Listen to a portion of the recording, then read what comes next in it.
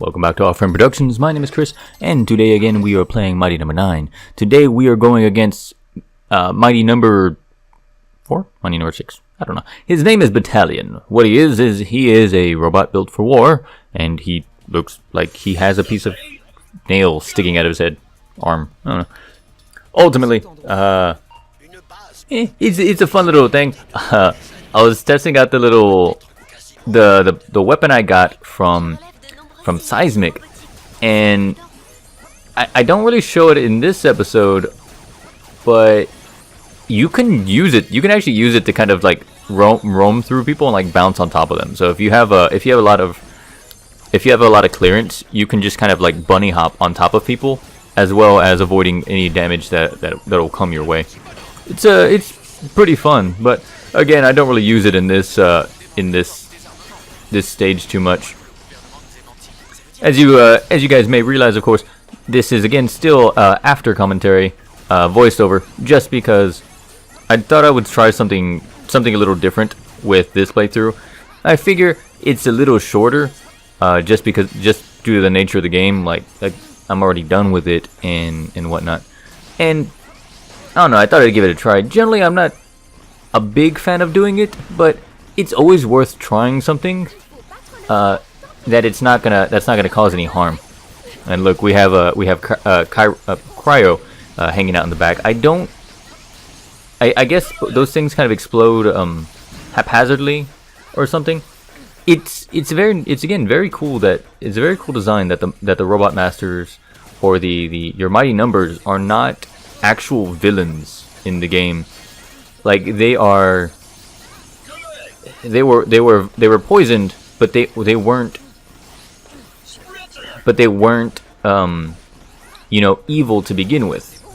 Like, so while they are trying to kill you initially, you cure them, which is cool, and it also allows the characters, who are actually pretty well designed, to kind of have a bit more limelight than just, I've killed you and I see you at the beginning of the start screen, and that's about it. Like, I'm just kind of jamming into people, and I don't know if you saw what I was doing there, but with Seismic's little thing, you can still use it while you're dashing. So I am actually hitting people while I was still ramming into them while I was dashing. And after a while, I just started having a little bit of fun with the mechanics. At this point, I'm fairly used to the dodge mechanics and kind of how they work. So I start kind of cheesing the system and just kind of goofing off, and it's pretty cool. It's again, any game that can allow me freedom of movement with tight controls is always going to be a fun game to that I tend to enjoy. And I of course am looking forward to, or not, I'm looking towards the next game I want to play, just because I think it'd be I personally think I'm getting better at being able to play and commentate at the same time, and because of that, while I am using this Mighty Number 9 as a test to see if I like after commentary, which I'm not a fan, but I may as well continue onto this path. I'm very interested to see, because look, I make a lot of content. If you stumbled upon this channel, you're looking at least 10 episodes a week. And sure, it's actually lower than what I was doing in the past, which was 14 a week. And that's only because, I have 2 jobs. I'm getting ready for school, and I figured at least for Saturday and Sunday I should probably take a break and give me a chance to record and edit all this stuff on those days. It's just, it might not seem like much, but I would prefer to at least take a small little nap here and there. But back to the game. I go through a lot of content just because I'm playing a shit ton. I have a shit ton of content and items that I want to. I just kind of want to play around with, and this is a good little thing that allows me to kind of do what I want. Having so much content just means that you know, I get better as I get better faster than if I were to put out one per week.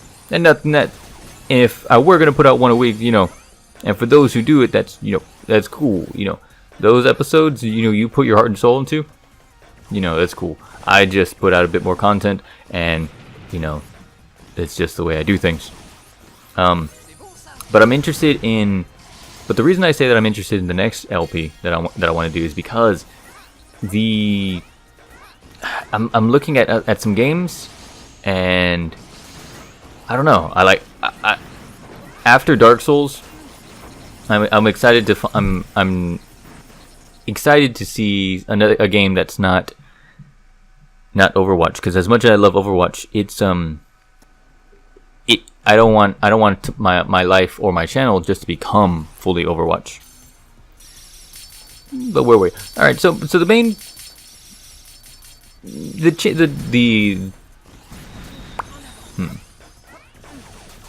the stage itself is actually pretty standard. You know, it's got a couple spike traps. It's got a couple weirdly placed conveyor belts. But ultimately, the stage is nothing too hazardous. Like, I'm skimming through this thing. I might be taking a little extra damage, a bit more damage than I should be doing. But outside of a weird conveyor belt system that throws me into some spikes here and there, like, the stage isn't too hard. Once you kind of, even if you don't know where everything is, you kind of get the gist to where you're not gonna have too much problems getting through, as long as, you know, you kind of give yourself a little bit of a breathing room and don't try to rush it like I tend to do. And I tend to rush just because, you know, if I can get through it, I can get through it. All right, so we're about to come up to the Battalion boss. Of the designs of the Mighty Numbers, this one seems the most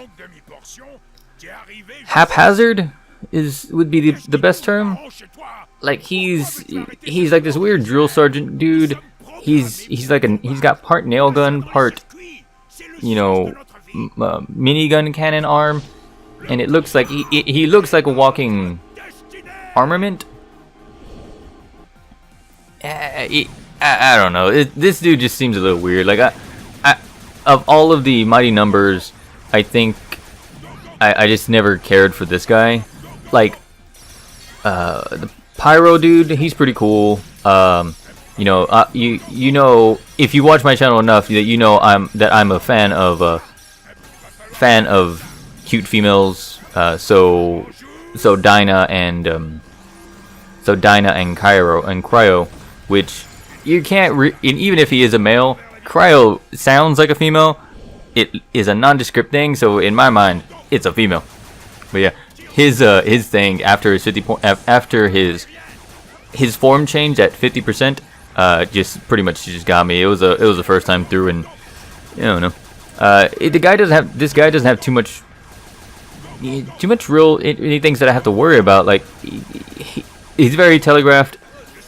As long as you kind of jump at a good enough angle, or like hop, you know, you're fine. Even if you don't have all the stuff, like even if you don't have the exact measurements, you're not gonna have too much problem with this guy. The only real thing or issue is that he's invincible here, and you just have to kind of like time the area where you jump away. You know, it's the same every time, but you know, whatever. So yeah, this boss is not really anything. He exists, and yeah, he's a Mighty Number 5. That's who he is. I can see it because it's at the bottom right as he shows it. I can, you know, I knew I wasn't crazy. I just could not remember his name. I'm a bigger fan of you know, some of the later bosses that we're going to be fighting soon. I intentionally just kind of went down the Mighty Numbers in order, except for one that we're going to see later, and that's just because the guy was giving me so much trouble that you know, I just kind of wanted to come back to him at a later date, and that's, you know, it's whatever. I think it was Aereo, the airplane that we met at the very beginning of the game. Like, he was the only one that was actually giving me trouble, just because, and again, wind stages are absurd, and you know, there's always those open pits. But we'll see it in a later episode. There's not really much to say about this guy. If of the Body Number 9 bosses I faced so far, this guy is probably one of the his stage is not too, I guess, well thought out for my part, and the boss fight is just kind of subpar. No, well, either way, he's dead. He's gone. I get his weapon is actually pretty interesting. What it does, it actually shoots out the big red bullet that he shot out at 50% health, and you can detonate it at any time. And it's a pretty big explosion, and we'll see it when I fight Aereo. I use it a lot, but you know, I find there's definitely uses for it. You know, the weird unicorn helmet design is kind of weird, but yeah, well, but yeah, I mean, so that's it for that stage. The stage itself was subpar. It's not the greatest, but you know, it is what it is. Even with all the hate that this game is still receiving, you know, it's still fun. Like, it's still an interesting game. We're gonna finish this to completion this game, and then we'll kind of go on to something else. But well, all right. So we're coming out to the end, and you know, story. Either way, this has been Chris from Offering Productions. I'd like to say thank you for stopping by, and I will see you next time. Later. What? Okay, that is hilarious. And there he goes. Oh, wait.